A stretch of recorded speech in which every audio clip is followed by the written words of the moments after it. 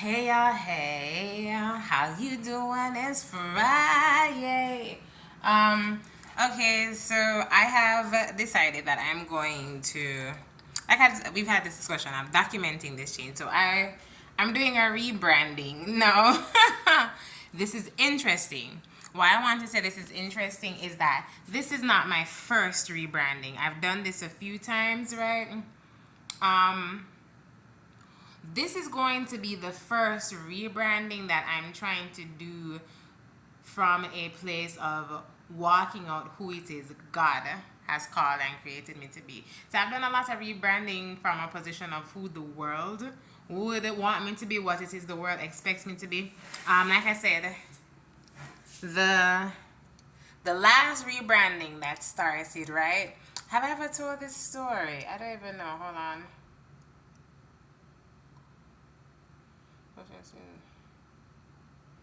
Yeah, I can't really give anything because some of these news soups just telling these people anything, and because their OM is giving them coverage, to everyone. Like I don't have nothing to say about these. But anyways, so I'm not done a rebranding with the whole thought of um, who I am, who God has called me to be, right? Or rebranding myself based on that. Lord of mercy, I rebuke every single gray hair in Jesus' mighty name. But yeah, so the last rebranding that I did, or the second to last, one of the major rebrandings that I did, I remember I had spent, I want to say like $600 on this weave, right? Sage was 2 or 3 years old. It was a bonus that I had gotten. This bonus check, I had to fly the hair was coming from a distance away. I had planned that I'm gonna do my hair, right?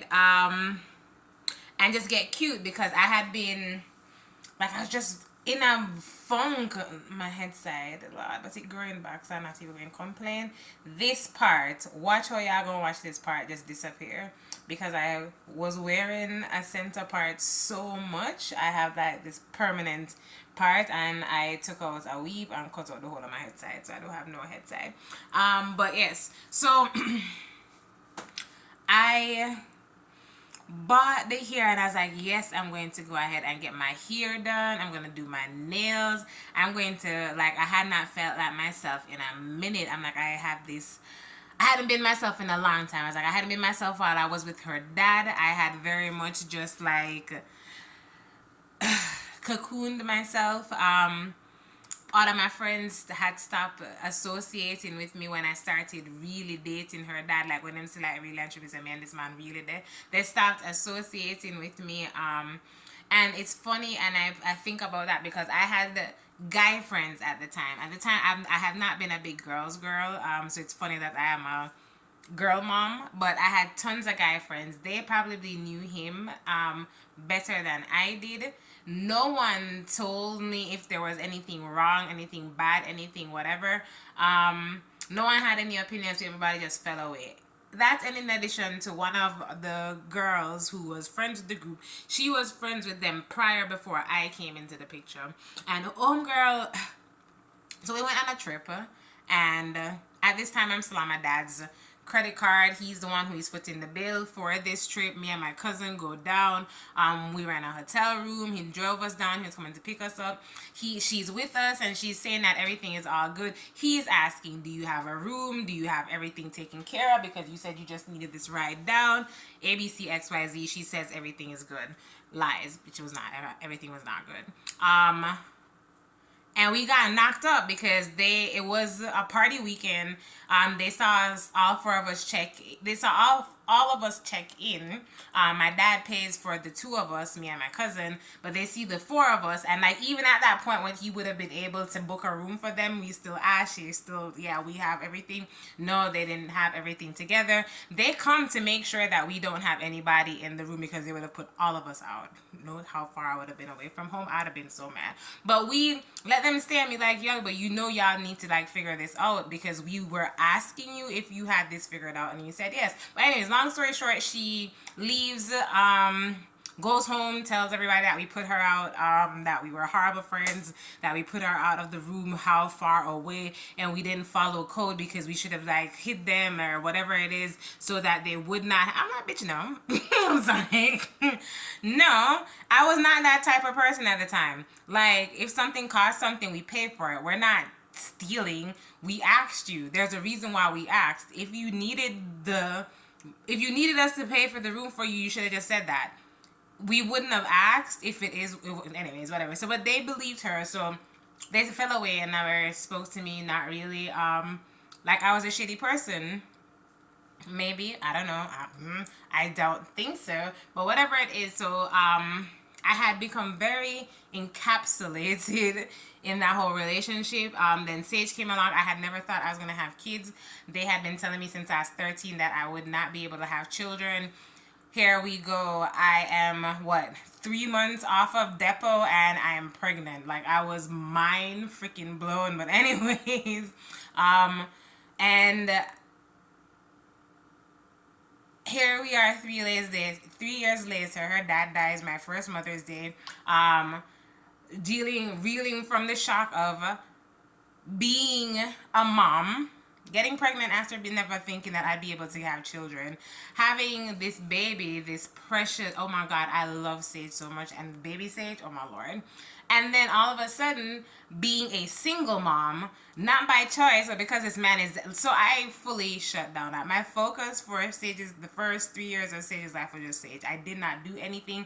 I was not interested in doing anything. I was not interested in anyone who was trying to take me away from that. In fact, every person, I think I spoke to one person in that time frame, and he was so completely not my usual, but just because I thought he would have been a good dad, and he was cool with Sage, but... anyways, so yeah, and I kept doing that. I did it with him, and then and then I had this epiphany at like midnight that night, the night before, like, no, I can't do this because I'm not the woman. Like, I wasn't in the spot. I was not in a position where I was like, yes, I am a woman who wears $600 hair and gets $200 nails. And this, like I said, this would have been 6 years ago. So y'all can laugh if you want to about my spending $800 on my hair and nails, but please note, this is 2019 that I would be spending. Yeah, 2018, 2019 that we're talking about spending $800 on hair and nails, right? Check whether or not that's like something to laugh at, because at the time, like I said, I'm a single mother, right? And no prospects, nothing like that. And working, I won't say I was not working minimum wage, but I was working entry level at 20, 30, right? Working entry level, and doing everybody's job, but not getting paid what I should, because every report that went into the management reviews, everything that was put in the training manual, everything that was done for quality assurance, that was me, right? Every correspondent, that was me. But I didn't have anything in terms of qualification at the time, because during my college years I decided to fuck around with my kid's dad. I shouldn't say that, but I shouldn't say it that way. Anyway, so forward now, long story short, to this night, and I'm like, no, I'm not her, and I'm not gonna fake it. And I gave it to one of my coworkers at the time, who I thought she was so together with in terms of her life and what she's able to do, and she was making less than me. Now granted, I don't know what she's doing behind the scene, but based on everything that she was telling me, like, she was being very responsible with very little, and it's like, damn, like, how are you doing this? Granted, she was older than me. I want to say she had like at least 10 years on me at the time, give or take, and she wasn't somebody that I liked or not initially, but the more I work with her, the more I get to know her. Yeah, she have a weird type of personality, but I can respect that. I don't think you don't need to be friendly, right, to be a good person, is my thought on the matter. But I just thought she just was not. Anyways, I gave it to her. Fast forward, I want to say like a year later, after doing my first real fast, and I never knew that it was a fast that I was doing at the time. But at the time, I was just seeking God. And I was just at this point where if God don't come through, and he don't come through now, like it's just not going to work, not going to happen in my life, it's just not going to be what it's supposed to be. And I had surrendered.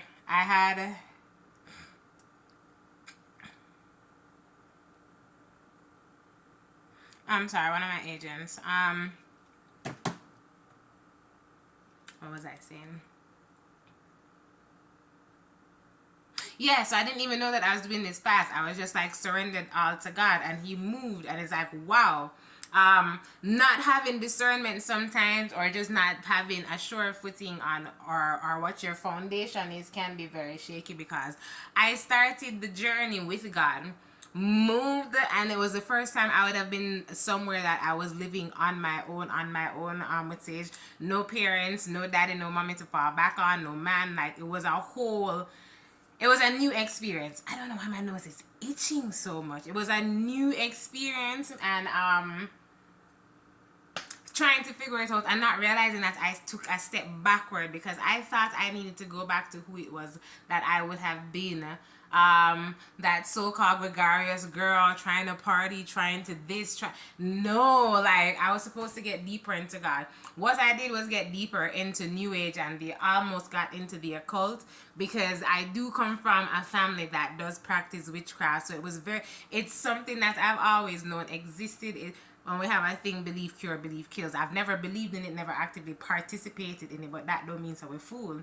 So there were things that, because I was open, I have to be careful of what you're open to, right? Because I was open to it, knowing that it existed, it was very, very easy for me to, and then not having that, I had more of a relationship with the occult than I did with God at the time, and trying to figure it out on my own, not knowing that God is really stewarding and guiding us. Like, I will say that he orders and continuously orders my footsteps in the midst of it. I can't always tell, and sometimes he has to be redirecting me because of my willfulness, but he was ordering my steps at the time, and I never noticed, and I never knew what he was doing, and I ran from it and ran up in our problems. And had to deal with myself getting out of those problems, and a better lighting in here, which is why I had to deal with myself and pull myself out of those problems. No. Saying all of that to say, we're here today, right now, and I'm, like I said, in the midst of another rebranding, and I'm going to document this rebranding, because December 2025, I am exactly where it is.